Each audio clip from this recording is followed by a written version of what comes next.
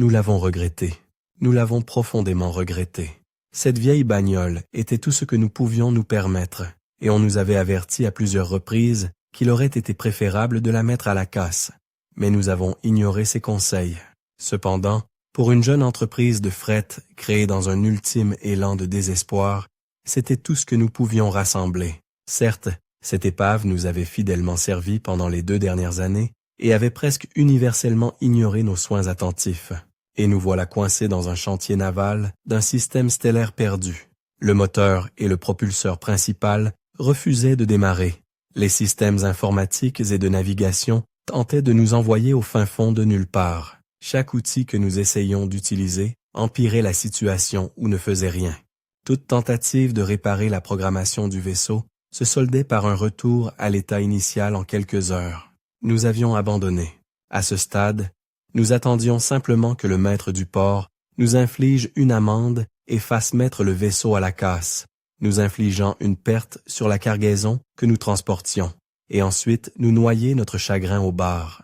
Moi, avec 7 de mes 8 coéquipiers, étions assis dans une contemplation solennelle sur la passerelle du vaisseau, écoutant les bips furieux provenant de l'écran du système de navigation. Je regardais mes compagnons. Des parias, des naufragés, des rebelles et des oubliés. J'étais le capitaine. Ma meute m'avait rejeté après que j'ai atteint un certain âge, et j'avais dérivé dans le cosmos, trouvant ces gars-là en train de pourrir dans un club perdu. Jess avait perdu un combat contre un Tarian. Il lui manquait 2 doigts à la patte gauche.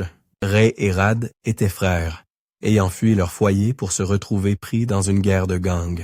Laura et Amy étaient à peine sorties de l'enfance, mais chaque mâle se méfiait de s'approcher d'elles car leur passé était un sujet que je refusais d'aborder. Oliver était le chef cuisinier du vaisseau et avec sa femme Kayla, ils formaient le couple atypique. Oliver était l'un des nôtres, un vulpinien. Kayla était une félinide. Elle était la seule non-vulpinienne de l'équipage. Est-ce que cela nous importait? Non, pas le moins du monde. Elle était assise sur les genoux de son mari, alors que nous attendions que le maître du port se lasse de nous et mette notre seul foyer restant à la casse. Il y avait un 8e membre d'équipage, Lars, un vétéran de guerre grisonnant avec une cicatrice à l'œil droit et une rancune tenace, qui était notre responsable de la sécurité, mais il était dehors dans le chantier naval, essayant de trouver des pièces. Bien sûr, cela n'aidait pas non plus que nous soyons dans l'espace humain. Les humains terrifiaient la majeure partie de la galaxie, après ce qui s'était passé avec eux et les Rakandi. Personne n'osait se mettre en travers de leur chemin. Même la plupart des forces de l'ordre n'essaieraient pas de les arrêter. J'ai entendu un bip court qui n'était pas du genre furieux. Alarme de proximité. J'ai regardé l'un des rares écrans qui fonctionnait encore et j'ai remarqué que c'était Lars avec un humain à sa suite. Ils se sont tous deux approchés de l'écluse et ont commencé à égaliser la pression pour pouvoir entrer. C'était bien un humain, mais il portait un uniforme que je n'avais jamais vu auparavant. Je me suis levé de mon siège et j'ai aidé Lars à débloquer les portes de l'écluse. Encore une fois. Bonjour, capitaine. Je suis de retour. J'ai manqué quelque chose. J'ai grogné en poussant la porte pour l'ouvrir et je me suis écarté pour laisser passer mes invités. Pas vraiment. À part quelques bips furieux, non. L'humain est entré sans un mot, étant 2 pieds plus petit que nous. Je l'ai à peine remarqué. Il portait une lourde robe faite de polymère et de cuir de bête, teinte d'un rouge écarlate. Son visage était couvert par un masque à gaz, une capuche sur la tête, et il portait avec lui un bâton de marche en forme d'énorme clé à molette aiguisée. En dessous, je pouvais très clairement voir des augmentations biomécaniques lourdes, des câbles et des fils, là où il ne devrait jamais y en avoir. Il a regardé autour de lui pendant un moment, puis vers moi. Il a incliné la tête en silence et s'est dirigé vers la passerelle. Est-ce le maître du port? Non. Apparemment, c'est une sorte de mécanicien. Je lui ai parlé des problèmes de notre vaisseau pendant que je parcourais le cimetière de pièces mises au rebut, et il a proposé de jeter un coup d'œil. Lars a répondu en vérifiant que l'écluse était correctement scellée. Ah, nous ne pouvons pas nous permettre sa consultation, tu sais. Nous sommes déjà dans une situation désespérée. J'ai soupiré, désolé, et je l'ai suivi jusqu'à la passerelle. Quelle autre option avons-nous? Quel est ce vieux dicton humain? Entre le marteau et l'enclume? Ne me le rappelle pas. Si nous manquons cette livraison de cargaison, nous ferons face à des poursuites et des amendes de l'Empire Juanti. Si nous rentrons chez nous, nous serons pendus. Si nous restons ici, nous subirons la bureaucratie humaine. Nous avons tous deux frissonné de peur à cette dernière perspective. L'humain était sur la passerelle, regardant autour de lui en silence. Étrangement silencieux, il se tenait simplement devant chaque composant, tendant occasionnellement la main et la faisant passer devant chaque pièce de machinerie qu'il examinait. Une ou deux fois, il a sorti un câble de l'ordinateur portable sur son bras gauche et l'a branché à une console, puis est resté silencieux.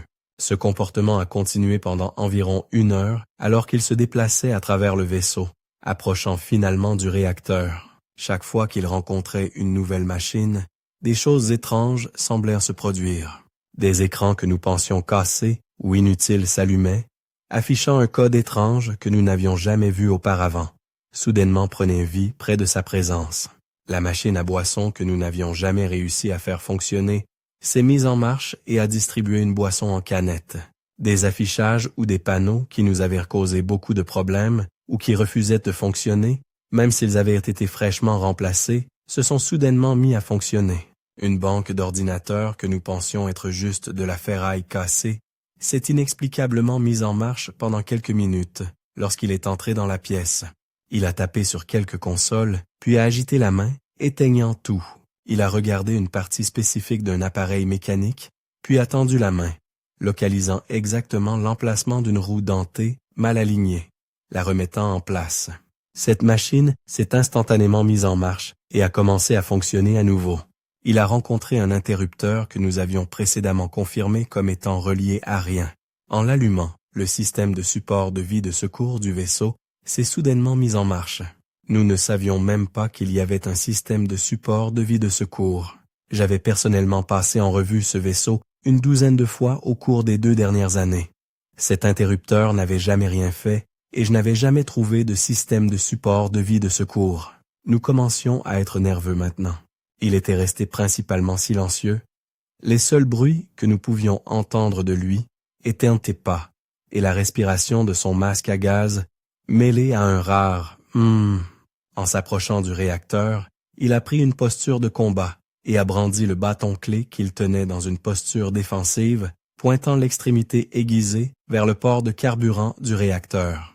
Il a tâtonné pendant quelques secondes, puis a sorti une sorte de petit conteneur de la taille d'un doigt qui brillait d'un bleu étincelant. Il a inséré cet appareil dans un port sous son bâton et s'est tenu là devant le réacteur comme s'il faisait face à un démon.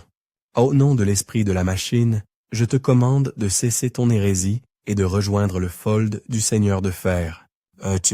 Il a soudainement crié. Il a ensuite frappé le boîtier du réacteur 3 fois. Cesse, ton hérésie. Chaque fois que la clé frappait, le vaisseau tremblait et une vague d'énergie électrique bleue et violette émanait du point d'impact. Le vaisseau est resté dans l'obscurité pendant 2 minutes. Puis nous avons tous entendu le réacteur redémarrer. La passerelle a repris vie. Le mécanisme de support de vie s'est soudainement remis en marche. Les moniteurs précédemment cassés ont soudainement retrouvé leur pleine fonctionnalité et l'écluse s'est cyclée. Un propulseur tribord, qui n'avait jamais fonctionné, s'est soudainement mis en marche alors qu'une étincelle de gaz en jaillissait, puis il a tremblé pour atteindre sa pleine puissance. Les réseaux de protection qui n'avaient jamais fonctionné que sous la contrainte se sont mis à fonctionner alors que le vaisseau était maintenant baigné d'une douce lueur bleue. Le bruit des machines et des ordinateurs se remettant soudainement en marche ou se rétablissant comme s'il n'y avait jamais eu de problème a saturé notre oui pendant les 10 minutes suivantes. Ray et Jess étaient hors d'eux de joie alors qu'ils commençaient à parcourir les relevés et à découvrir des choses sur le vaisseau qu'ils n'avaient jamais connues. En l'espace de quelques minutes, le vaisseau a commencé à fonctionner comme s'il venait d'être libéré de son chantier naval d'origine. L'humain est ensuite revenu sur la passerelle et a regardé autour de lui en silence pendant un peu plus longtemps. Il a ensuite regardé son bâton-clé et a retiré l'appareil qu'il y avait inséré plus tôt. Il brillait maintenant d'un violet foncé, émettant une sorte d'énergie qui, franchement, me faisait peur. Il l'a soigneusement placé dans un conteneur scellé et l'a mis à sa ceinture. Il a agité la main et le vaisseau est revenu à un mode de veille destiné aux opérations de chantier naval ou de station. Cette fois, il a pris une approche plus proactive et a commencé à taper sur les consoles et à vérifier les relevés. Après un moment, il semblait satisfait. L'esprit de la machine a été puni pour son insolence et sa défiance. Ses exigences d'apaisement ont été satisfaites. Cependant, veuillez noter ce qui suit, a-t-il dit, sa voix une monstruosité biomécanique déformée, alors qu'il me tendait une tablette de données. Je les ai lues à haute voix à l'équipage. Le propulseur tribord doit être remplacé. Le système de support de vie de secours a besoin d'un nouveau purificateur volumétrique d'eau dessus. La tourelle défensive nécessite un remplacement de canon et... Quoi? J'ai eu du mal à comprendre le concept du dernier élément. L'appel de Mélodie demande des dés en peluche? J'ai regardé l'humain avec une pure confusion. Il semblait comprendre ce qui se passait dans ma tête. L'appel de Mélodie est le nom d'âme du vaisseau. Tous les vaisseaux ont un nom de naissance et un nom d'âme. Le fait qu'elle vous ait dit cela est la preuve qu'elle vous fait confiance. Elle veut des dés en peluche, a répondu l'humain. Il a fouillé dans une boîte qu'il portait sur son dos et a sorti une paire de cubes en peluche, recouverts de tissu, attachés l'un à l'autre par un cordon solide. Il les a ensuite accrochés fièrement au milieu de la pièce, au plafond. Le vaisseau a semblé y répondre. D'une manière ou d'une autre, il a émis un doux gémissement métallique, comme s'il laissait échapper un soupir de soulagement. Puis les amortisseurs de bruit du vaisseau se sont activés et au-delà de quelques bips et bruits normaux, il y avait le silence. Marchez toujours dans la lumière du vide. A-t-il dit, nous a fait une révérence et est sorti. L'écluse s'ouvrant, se cyclant et se refermant sans effort. En 2 jours, nous avions terminé la livraison sans le moindre problème pendant tout le voyage et avions 6 mois de travail contractuel en conséquence. Le réacteur semblait gagner plus de puissance plus rapidement, les boucliers légèrement plus forts et plus flexibles. Le vaisseau, après avoir remplacé les pièces de la liste qui nous avait été donnée, pouvait soudainement effectuer des manœuvres qui, à peine 1 mois auparavant, l'auraient coupé en 2. Ray et Jess ont fini par installer une sorte de sanctuaire basé sur l'emblème vu sur la cape de l'humain devant le réacteur. Chaque semaine, le dimanche, nous nous rassemblions tous devant lui. Et Ray utilisait une clé à douille qu'il avait achetée pour tapoter doucement le boîtier du réacteur 3 fois. Le vaisseau nous a bien servi pendant les 30 années suivantes, avant de nous causer le moindre problème.